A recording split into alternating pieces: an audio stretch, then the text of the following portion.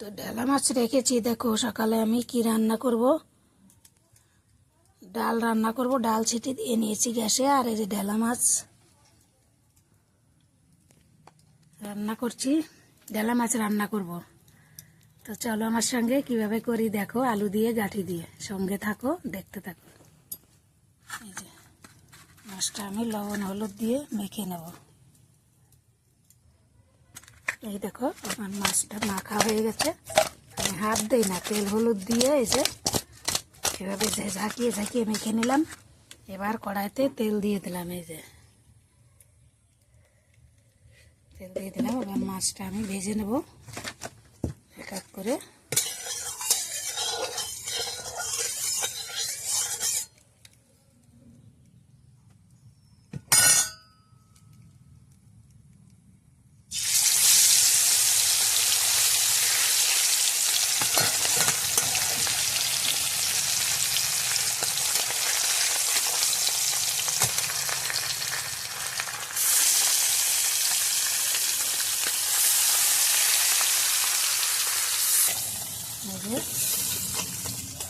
আর এদিকে এটা পাটাটা আমি পরিষ্কার করে নিলাম। এই যে লঙ্কাটা, কাঁচা লঙ্কাটা বেটে নেব। আর এই যে আলু গাঁঠি কেটে নিয়েছি, এটা দিয়ে করব। সঙ্গে থাকুন।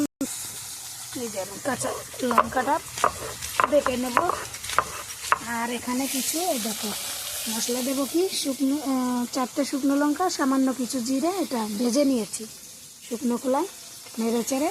আর এই যে কাঁচা লঙ্কা দেবো। মাছটা ভেজে এদিকে আমি ভাজা মশলাটা বেটে নিচ্ছি। মাছ ভাজাটাও হয়ে গেছে। এই যে আমার সব মাছগুলো ভাজা হয়ে গেছে দেখো। এবার আমি তুলে নেব মাছগুলো একটা একটা করে, সব মাছ।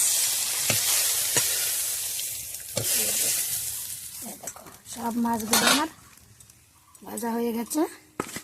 এবার আমি সবজিগুলো দিয়ে দেবো।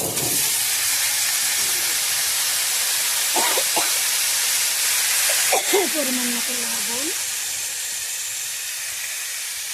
হলুদ দিয়ে দেবো। লঙ্কাটা একটু বাড়িয়ে দেবো, তারপর আমি কষিয়ে সবজিটাকে ভালো করে কষিয়ে নেব। গাঁঠি আর আলু ভালো করে জল দিয়ে দেবো।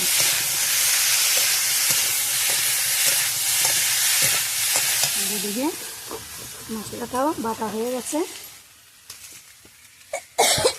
মশলাটা এবার কেচে গুছিয়ে নেবো। এই দেখো এই মশলাটা নামানোর আগে দিয়ে দেবো। এবার আমি জল দিয়ে দিই।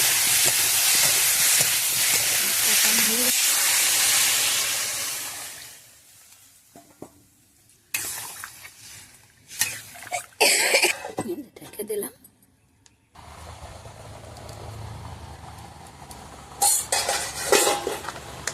আর আমি মাছগুলো দিয়ে দেবো। এই যে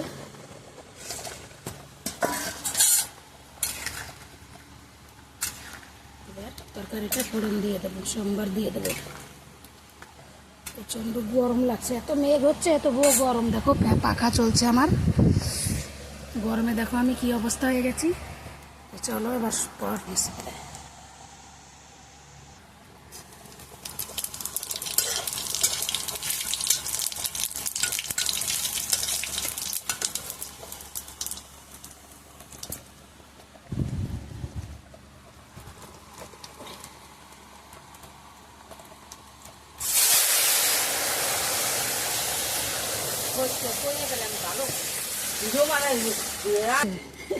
কথা বলিস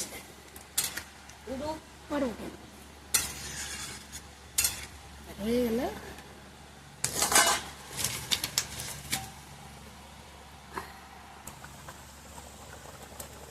মশলা বাটাটা দিয়ে দিলাম, ঢেলে দেবো। তরকারিটা হয়ে গেছে।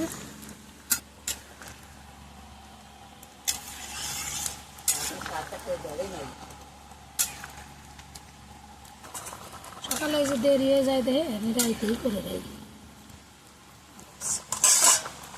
তরকারি। এবার ঢেলে দেবো।